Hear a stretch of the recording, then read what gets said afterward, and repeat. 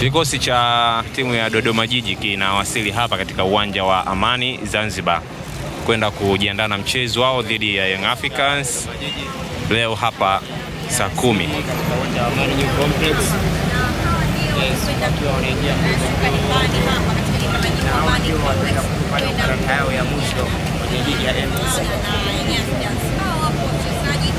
Wako tayari kabisa kwa ajili ya mchezo wa leo, na hivi ndivyo ambavyo wakiwasili hapa hizo vikosi